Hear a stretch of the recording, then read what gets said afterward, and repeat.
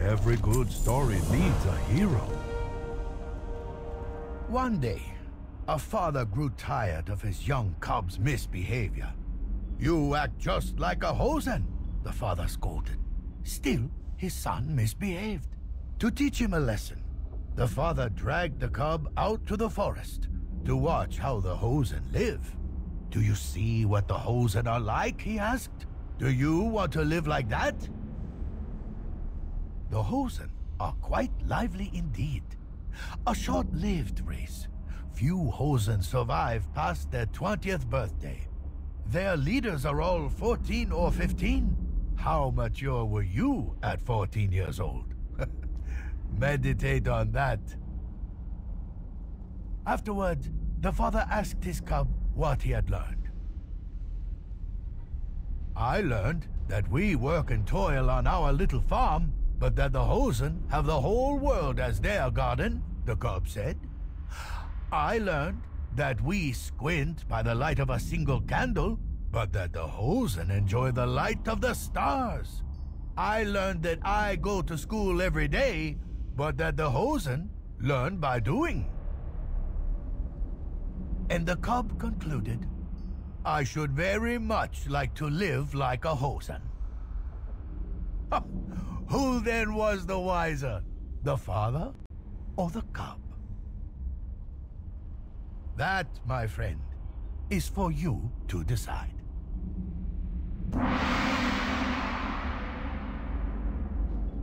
Hello. Farewell. Let us talk about the nature of power. In my hands, I hold a sword. I ask you, who wields the power? I do, for I wield the sword. Many thousands of years ago, the Mogu held all the power. They ruled this land with fists of iron. But as their empire grew, they needed a way to police and control it. They used the powers of the veil and their own flesh-warping magics to twist and shape a race of ferocious lizards into a living weapon. They created an army of Saurok, bloodthirsty savages created to enforce the will of the Emperor. But there is a problem with creating a living weapon. Do you see? Who now wields the power? The heartless Saurok, even with their tiny lizard brains, soon realized the truth of their position. They killed the enemies of the Mogu. Then they killed the subjects of the Mogu. Soon, they started killing the Mogu themselves. The Mogu Emperor then ordered all of the Saurok to be purged. He tried to wipe out their entire race, to no avail. They still plague Pandaria to this day. So you see, power is easily taken, but should not be lightly given. Oh, I seem to have lost my sword.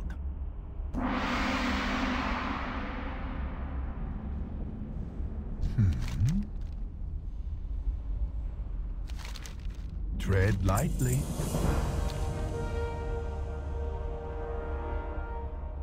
When the Sundering ripped apart the continents of Azeroth, we Pandaren thought that the rest of the world had been utterly destroyed. But as the centuries passed, one young explorer decided to see what was out there. His name was Llu Lang, and he set out to discover the world on the back of a turtle.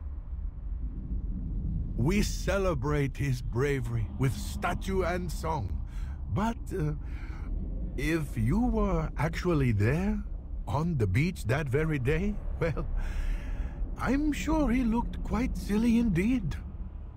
Oh, how the Pandaren laughed at him. But Llu Lang was more clever than anyone thought. Sea turtles always returned to the beach where they were born. And so, despite the mists that envelop our land, he always had a way home. Every few years, he returned, with tales of mysterious cities in the sand, nomadic people living on endless grassy plains, a great empire under the ice, and a magical kingdom gilded in gold. Each time he returned, more and more Pandaran answered Llu Lang's call and joined him on his growing turtle.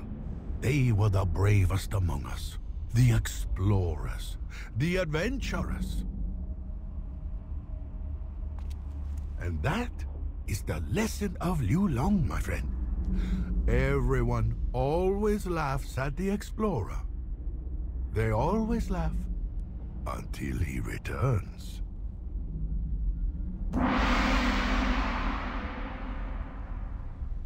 How does today find you?